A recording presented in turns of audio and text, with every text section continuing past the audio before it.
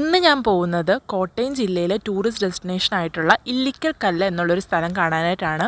അപ്പം ഇല്ലിക്കൽ കല്ലിൻ്റെ കൂടുതൽ വിശേഷങ്ങളൊക്കെ നമുക്ക് കാണാം.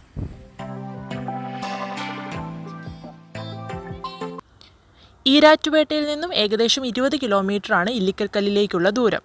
ഈരാറ്റുപേട്ടയിൽ നിന്ന് തീക്കോയ് വഴിയാണ് നമ്മൾ ഇല്ലിക്കൽ കല്ലിൽ എത്തുന്നത്. എവിടെ നോക്കിയാലും ബോർഡുകൾ കാണാം, ഇല്ലിക്കൽ കല്ലെന്നുള്ള ബോർഡുകൾ കാണാം. അപ്പോൾ അത് നോക്കി നോക്കി വന്നാലും നമുക്ക് ഇല്ലിക്കൽ കല്ലിൻ്റെ ടോപ്പിൽ എത്താൻ പറ്റും.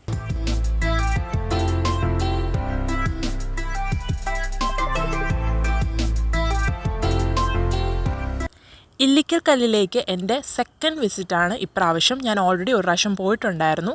അത് December 31, 2017 അപ്പോൾ ഏകദേശം 2 വർഷം മുന്നെയാണ് ഞാൻ ഇല്ലിക്കൽ കല്ലിൽ എൻ്റെ ഫസ്റ്റ് വിസിറ്റ് പോയത്.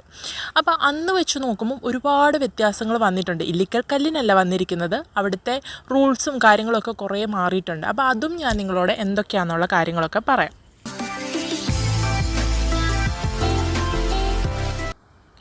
തീക്കോയ് കഴിഞ്ഞ് കുറച്ച് മുന്നോട്ടേക്ക് പോരുമ്പോൾ തന്നെ നല്ല കയറ്റമൊക്കെ തുടങ്ങും. പിന്നെ ഇല്ലിക്കൽ കല്ല് എത്തുന്നിടം വരെ നല്ല കയറ്റമാണ്, നല്ല സ്റ്റീപ്പ് കയറ്റമാണ്. പക്ഷേ സ്കൂട്ടറുകളും ബൈക്കുകളും കാറുകളും എല്ലാം തന്നെ അവിടോട്ടേക്ക് കയറും. അത്യാവശ്യം വലിയ കുഴപ്പമില്ലാത്ത മോശമില്ലാത്ത റോഡുകളൊക്കെയാണ്, കുഴപ്പമൊന്നുമില്ല. എൻ്റെ യാത്രകളുടെയൊക്കെ ഒരു തുടക്കകാലത്തായിരുന്നു ഞാൻ ആദ്യമായിട്ട് ഇല്ലിക്കൽ കല്ല് വന്നത്. അതുകൊണ്ട് തന്നെ ഒരു ധാരണയും പ്രത്യേകിച്ച് എങ്ങനെ എത്തും, എങ്ങനെ അവിടോട്ടുള്ള റോഡ് എങ്ങനെ ആയിരിക്കും, അവിടെ കയറാൻ പറ്റുമോ, അങ്ങനെ ഒന്നും ഞാൻ ചിന്തിച്ചില്ല. ഇല്ലിക്കൽ കല്ല് എന്നുള്ളൊരു സ്ഥലമുണ്ട്, എന്നാൽ പിന്നെ പോയേക്കാം എന്ന് വിചാരിച്ച് ഒരു ഫ്രണ്ടിനെയും കൂട്ടി വന്ന ഒരു ട്രിപ്പാണ് ഇല്ലിക്കൽ കല്ല് ട്രിപ്പ്. അന്ന് ഞാൻ ആക്ടിവയിലായിരുന്നു വന്നിരുന്നത്. ഏകദേശം എൻ്റെ വീടിൻ്റെ അവിടെ നിന്ന് ഒരു 70 മുകളിലേക്ക് കിലോമീറ്റർ ഉണ്ട് വൺ സൈഡ് തന്നെ. പക്ഷേ ഞാൻ സാധാരണ എല്ലായിടത്തും പോകുമ്പോൾ 100 രൂപ പെട്രോളൊക്കെ അടിച്ചാൽ പോകുന്നത്. അതുപോലെ തന്നെയാണ് ഇല്ലിക്കൽ കല്ലിലും 100 രൂപ രാവിലെ പോയി പെട്രോൾ അടിച്ചു, എന്നാ പോയേക്കാമെന്നും പറഞ്ഞ് അവൾക്കും വലിയ ധാരണയൊന്നുമില്ല. അപ്പോൾ ഞാനും ധൈര്യമൊക്കെ വിചാരിച്ച് ഇങ്ങനെ പോരുന്നത്. പക്ഷേ ഈരാറ്റുപേട്ടയൊക്കെ കഴിഞ്ഞാൽ പിന്നെ പെട്രോൾ പമ്പുകൾ അങ്ങനെ ഇല്ല. ഞാൻ പകുതി ഈ കയറ്റമൊക്കെ കയറിയപ്പോഴാണ് പണി പാളും എന്നുള്ള ഒരു സൂചന എനിക്ക് കിട്ടിയത്. കാരണം പെട്രോൾ ഒബ്വിയസ്ലി നല്ല കയറ്റമൊക്കെയാണ്. ഇനി ഒരു പക്ഷെ മുന്നോട്ടേക്ക് പോയാൽ തിരിച്ചു വരാനുള്ള പെട്രോൾ ഇല്ലാതെ ഇവിടെ കുടുങ്ങിപ്പോകുന്നുള്ളൊരവസ്ഥ വരെ എത്തി. അതുകൊണ്ട് നൈസായിട്ട് ഞാൻ സൈഡിലോട്ട് ഒതുക്കി വെച്ച് പിന്നെ ഞങ്ങൾ രണ്ടുപേരും നല്ല അന്തസ്സായിട്ട് നടന്നെന്ന് പറഞ്ഞാൽ എൻ്റെ പൊന്നു ഒരു 1.5 നടത്തമായിരുന്നു. നല്ല രീതിയിൽ നടന്നു, നല്ല കഷ്ടപ്പെട്ട് വെയിലത്ത് നടന്നു. പലപ്പോഴും എൻ്റെ ഫ്രണ്ട് പറഞ്ഞു എനിക്കിനി വയ്യ, ഞാൻ ഇവിടെ ഇരിക്കുക, ഞാൻ തിരിച്ചു പോകാമെന്നൊക്കെ പറഞ്ഞു. പക്ഷേ എനിക്കെന്തോ കാണണമെന്നുള്ള ഒരു മനസ്സിലുണ്ടായിരുന്നത് കൊണ്ട് അവളെ ഇങ്ങനെ ഇരുത്തിയൊക്കെ നമ്മൾ ഒടുവിൽ ഒരു 1.5 ട്രിപ്പായിരുന്നു ആ ട്രിപ്പ്. അതുകൊണ്ട് തന്നെ ഇല്ലിക്കൽ കല്ല് ഞാൻ ഒരിക്കലും മറക്കത്തില്ല. അങ്ങനത്തെ ഒരു സ്പോട്ടാണ് ഇല്ലിക്കൽ കല്ല്. ഞാൻ വന്നത് December 31 ആയതുകൊണ്ടും അന്നൊരു അവധി ദിവസമായിരുന്നു. അതുകൊണ്ട് തന്നെ നല്ല ആൾക്കാരൊക്കെ ഉണ്ടായിരുന്നു അന്നേ. കാരണം അത് അറിഞ്ഞു വരുന്ന ഈ ഇല്ലിക്കൽ കല്ല് എന്നുള്ളൊരു സ്പോട്ട് അറിഞ്ഞു വരുന്ന ഒരു ടൈമായിരുന്നു. പക്ഷെ അന്ന് ഇത് ടൂറിസത്തിൻ്റെ അണ്ടറിലൊന്നും അല്ലായിരുന്നു. അതുകൊണ്ട് തന്നെ എൻട്രി ടിക്കറ്റോ കാര്യങ്ങളോ ഒന്നും ഇല്ലായിരുന്നു. കുറേ കടകളൊക്കെ ഉണ്ടായിരുന്നു. മുകളിലാണെങ്കിലും ആൾക്കാരൊക്കെ ഉണ്ടെങ്കിലും അങ്ങനെ എൻട്രി റെസ്ട്രിക്ഷനോ ഒന്നും തന്നെ ഇല്ലായിരുന്നു. പക്ഷേ ഇപ്പം അങ്ങനല്ല, ഇതിപ്പം ഗവൺമെൻറ് ടൂറിസത്തിൻ്റെ അണ്ടറിലാണ്. അതുകൊണ്ട് തന്നെ എൻട്രി ടിക്കറ്റും കാര്യങ്ങളും ഒക്കെ അവിടെ വെച്ചിട്ടുണ്ട്. ഇതൊക്കെയാണ് ഇവിടേക്ക് കയറാനുള്ള എൻട്രി ടിക്കറ്റുകൾ. അത്യാവശ്യം നല്ല കത്തിയാണ് കേട്ടോ. പണ്ടൊന്നും ഇതൊന്നുമില്ല, ഫ്രീ ആയിട്ട് കയറിക്കൊണ്ടിരുന്നതാണ്. പക്ഷേ അത്യാവശ്യം ആൾക്കാരൊക്കെ വന്നു തുടങ്ങിയപ്പം അവർ എൻട്രിയും കാര്യങ്ങളൊക്കെ വെച്ചു. അതുപോലെ തന്നെ വേറൊരു പ്രശ്നമുണ്ട്, നമുക്ക് മുകളിൽ വരെ പണ്ടൊക്കെ എന്ന് പറഞ്ഞാൽ വന്ന ആ ടൈമിൽ മുകളിൽ വരെ വണ്ടി കയറുമായിരുന്നു, ആ ടോപ്പിൽ വരെ. പക്ഷേ ഇപ്പം അങ്ങനല്ല. ഈ ടിക്കറ്റ് കൗണ്ടർ എന്ന് പറഞ്ഞാൽ 1 കിലോമീറ്റർ മുന്നെയാണ് വെച്ചിരിക്കുന്നത്. അപ്പോൾ ഇവിടെ നമ്മൾ നമ്മുടെ വണ്ടികൾ വെക്കണം. എന്നിട്ട് ഇതിന് ശേഷം ഇവിടുന്ന് ഇവർ ജീപ്പ് നമുക്ക് അലൗഡാണ്.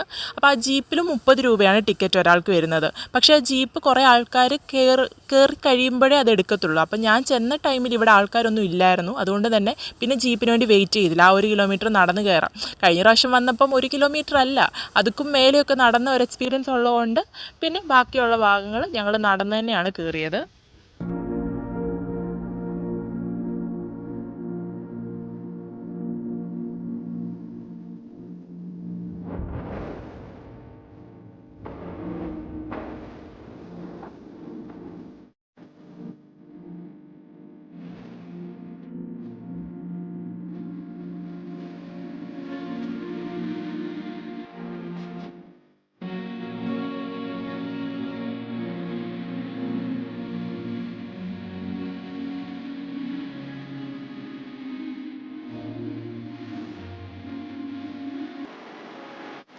നല്ല കാറ്റുണ്ടായിരുന്നു. നടക്കുന്ന വഴിയെല്ലാം നല്ല അടിപൊളി കാറ്റായിരുന്നു. പുല്ലുകളൊക്കെ അത്യാവശ്യം കരിഞ്ഞു തുടങ്ങിയായിരുന്നു. അത്ര ഭയങ്കര പച്ചപ്പ് എന്ന് പറയാനായിട്ട് പറ്റത്തില്ല.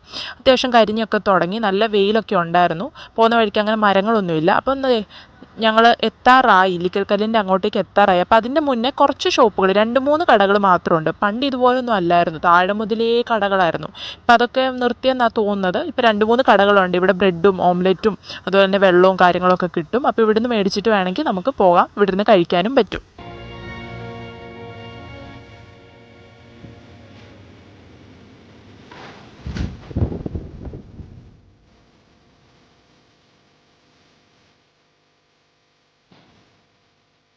അപ്പം ഞങ്ങളൊരു ബ്രെഡ് ഓംലെറ്റ് ഒക്കെ കഴിച്ചിട്ട് വീണ്ടും നടത്തം തുടർന്നു. ഇനിയിപ്പോൾ തൊട്ടടുത്താട്ടോ, ആ കാണുന്ന മലയുടെ ഏറ്റവും ടോപ്പിൽ പോയി നിൽക്കണം. അവിടെ നിന്നാലാണ് ഇല്ലിക്കക്കല്ലിൻ്റെ കറക്റ്റായിട്ടുള്ള വ്യൂ നമുക്ക് കാണാൻ പറ്റുന്നത്. ആ മലയാണ് അതിൻ്റെ ഒരു ഫൈനൽ പോയിന്റ്.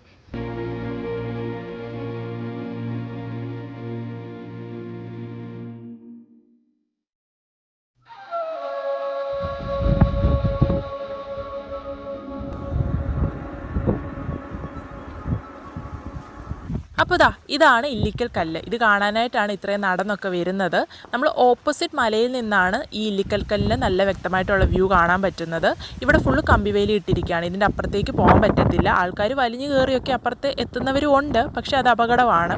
ഇവിടെ തന്നെ എഴുതി വെച്ചിട്ടുണ്ട് 2 പേരെങ്ങാണ്ട് അപകടത്തിൽ മരിച്ചിട്ടുണ്ടെന്നൊക്കെ ഉള്ളത്. അപ്പോൾ നമ്മൾ ഇവിടെ നിന്ന് കാണുന്നതായിരിക്കും ബെറ്റർ. നല്ലൊരു വ്യൂ ഒക്കെ കാണാൻ പറ്റും. നല്ല അടിപൊളി കാറ്റും ഉണ്ടായിരുന്നു. നല്ല കൊള്ളാവുന്ന ഒരു സ്പോട്ടാണ് ഇല്ലിക്കൽ കല്ല്.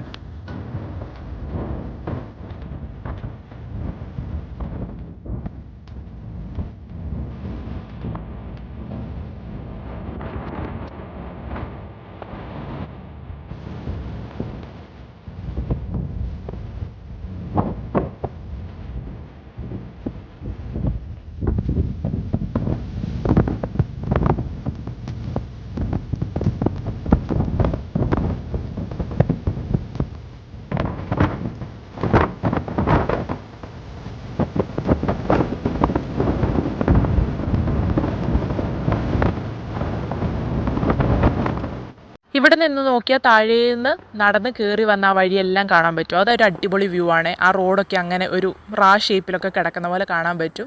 നൈസാണ് ഇവിടെ നിന്നാൽ. കുറേ നേരം ഇവിടെ നിന്ന് റെസ്റ്റ് എടുക്കാം. ഇവിടെയും വെയിലുണ്ട്, എല്ലായിടത്തും വെയിലാണ്. കാരണം മുകളിൽ അങ്ങനെ മരങ്ങളോ കാര്യങ്ങളോ ഒന്നുമില്ല. എന്നാലും കുറച്ച് നേരം ഇരുന്നിട്ടൊക്കെ പോകാൻ പറ്റും. അങ്ങനെ ഒരുപാട് എക്സ്പെക്റ്റേഷനായിട്ടൊന്നും വരരുത്. ഈ കാണുന്ന ഈ ഒരു കല്ല് കാണാനായിട്ടാണ് നമ്മൾ വരുന്നത്. പക്ഷേ അതിൻ്റെ കൂട്ടത്തിൽ ഒരു മലയൊക്കെ കയറാം, അതുപോലെ ഇങ്ങനെ പച്ചപ്പൊക്കെ കാണാം എന്നുള്ളതാണ് ഇവിടുത്തെ ഒരു മെയിൻ സംഭവം.